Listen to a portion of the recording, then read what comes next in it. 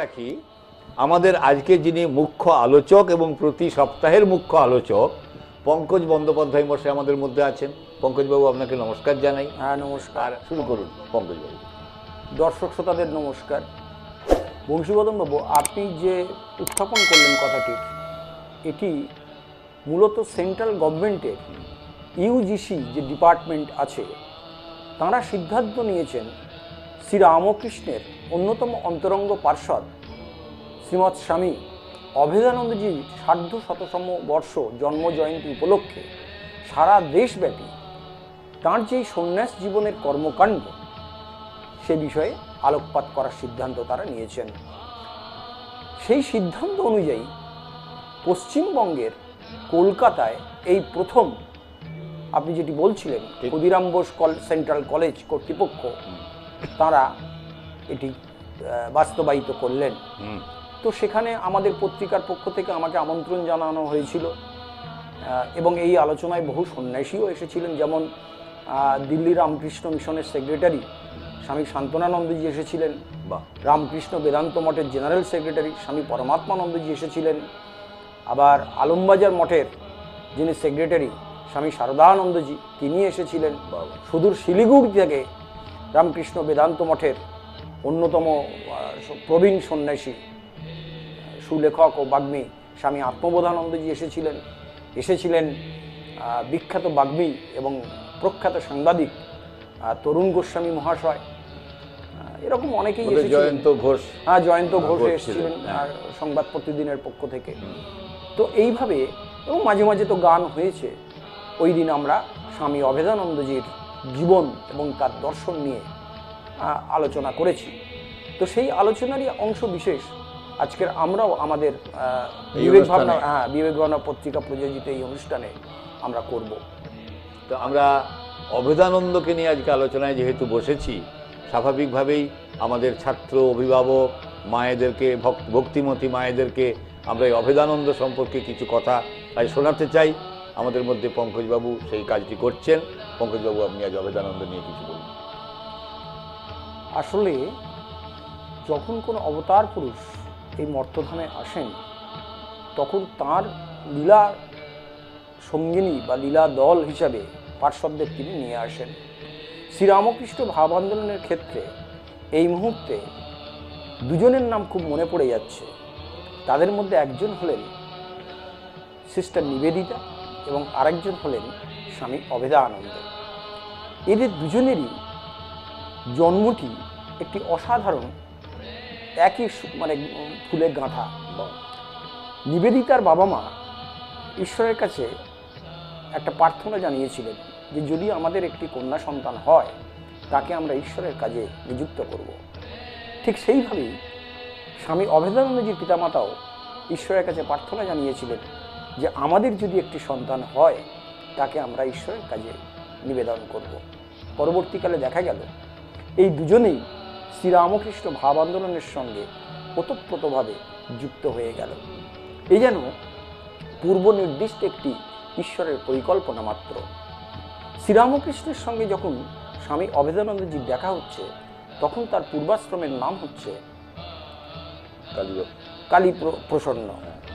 কালী প্রসন্ন।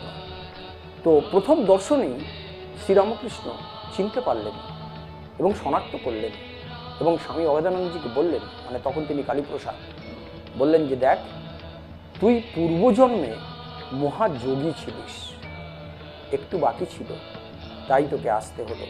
তবে হ্যাঁ, এই জন্মেই তোর চিরমুক্তি ঘটবে। তারপর ক্রমশ শ্রীরামকৃষ্ণের কাছে যাতায়াত বাড়ল। কালীপ্রসাদের খুব ছোট বয়স থেকেই পাতঞ্জল দর্শন শাস্ত্রের ওপরে একটা আগ্রহ জন্মালো এবং তিনি পড়াশোনা শুরু করলেন। কিন্তু বই পড়ে তো আর যোগী হওয়া যায় না, তাই তিনি এই কলকাতার বহু দর্শন খ্যাত, যারা দর্শন নিয়ে পড়াশোনা করেছেন, সেরকম দার্শনিকদের কাছে যাতায়াত শুরু করলেন যোগ দর্শন সম্পর্কে অভিজ্ঞতা লাভের জন্য।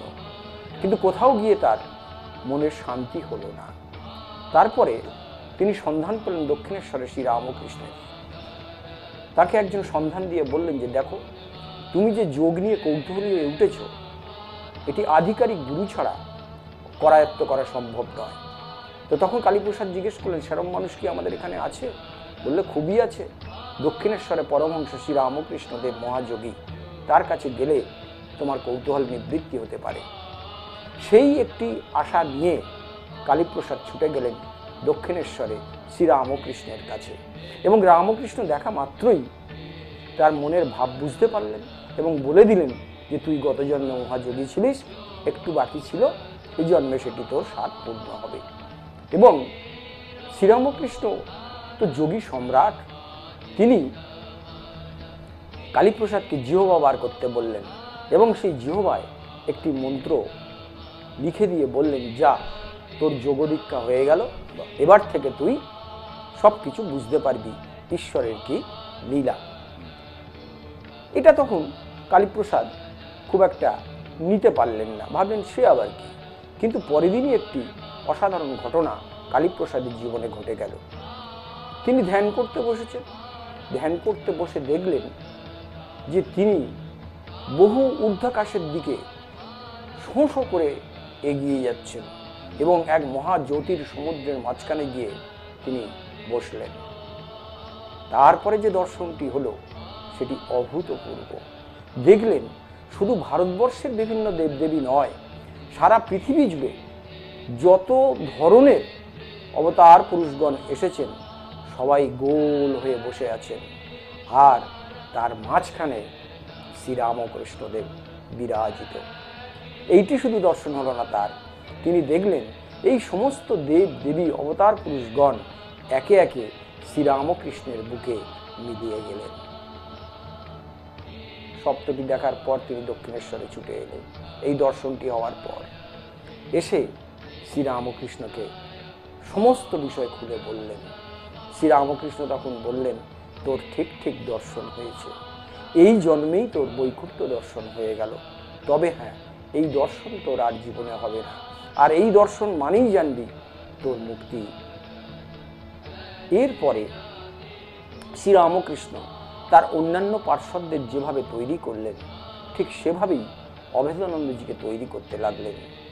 অভেদানন্দজির প্রথম থেকেই দেখা যায় যে পড়াশোনার প্রতি একটা বিশেষ আগ্রহ। একদিন তিনি তর্কশাস্ত্র বিষয়ে পড়ছেন, ন্যায়শাস্ত্র। ঠাকুরের পাশে বসেই ঠাকুর জিজ্ঞেস করলেন, হ্যাঁ রে, তুই কি পড়ছিস? না, আমি ইংরেজি লজিক পড়ছি।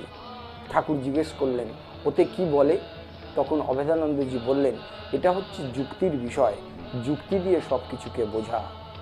তখন শ্রীরামকৃষ্ণ অভেদানন্দজিকে একটি অসাধারণ কথা বলেছিলেন, দেখ, নিজেকে মারতে গেলে একটা নরুন দিয়েই যথেষ্ট কাজ হয়, কিন্তু অপরকে মারতে গেলে ঢাল তলোয়ারের প্রয়োজন হয়।